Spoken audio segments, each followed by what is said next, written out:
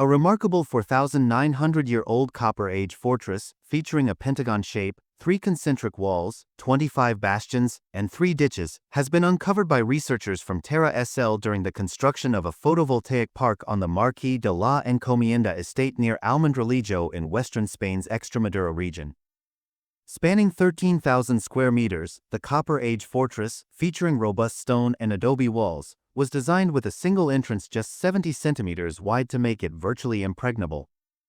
However, despite its formidable defenses, the complex was ultimately destroyed, burned, and razed by enemies, leading to its abandonment 400 years after its construction. Archaeologists have uncovered numerous artifacts within the site, including arrowheads, idols, axes, grinding stones, plates, bowls, loom components, and traces of a reservoir for water storage and cabins inside the structure. In a statement to El País, archaeologist Cesar Perez remarked, "The complex system of walls and ditches, built from both stone and earth, demonstrates careful planning that required the coordination of a large group of people." Cesar Perez and his team determined that wooden doors set in the adobe walls of the Cortijo Lobato fortress were burned during an attack, leading to the destruction of the entire structure and its abandonment around 2450 BC.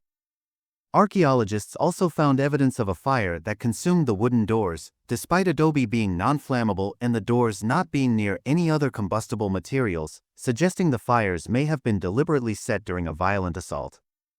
The presence of a large number of arrowheads found in the burn layer supports this theory. The fortress remained abandoned until the Roman imperial period in the 2nd to 3rd centuries AD.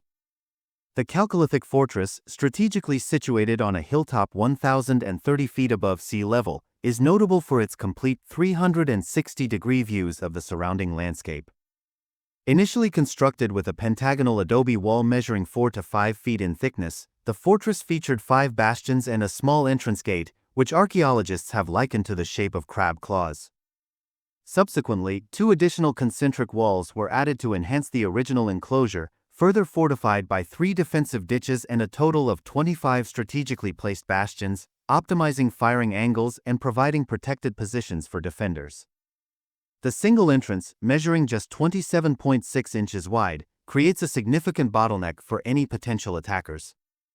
Enclosing over 3 acres, the fortress's walls reveal remnants of huts and a water reservoir, suggesting the presence of an organized labor force coordinated by leaders. The complexity of the defensive structures underscores the likelihood of a well-planned and executed construction effort, reflecting the advanced societal organization of the time.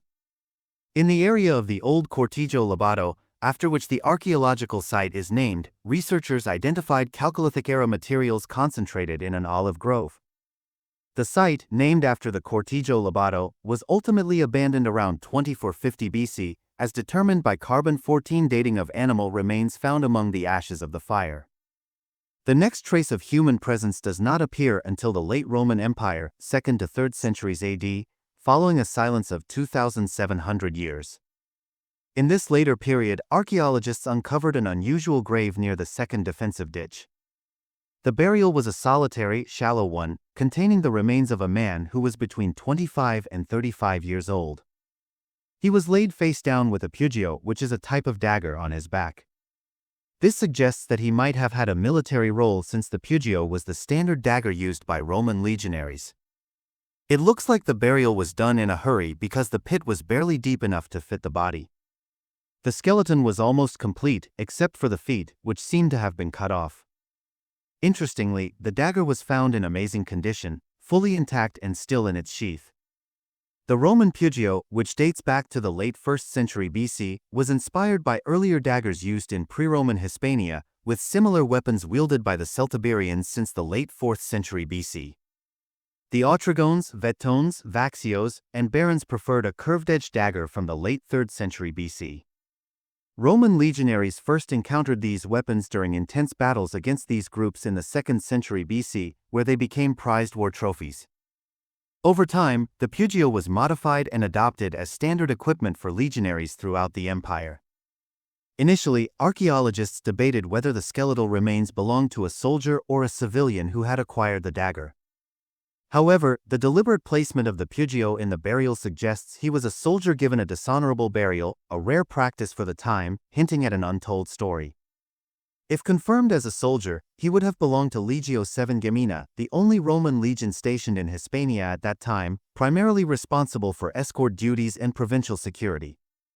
The Pugio has undergone laboratory treatment for analysis and preservation under the guidance of restoration specialist Maiku Ortega from Madrid Complutense University, and researchers are also attempting to extract DNA from one of the individual's teeth.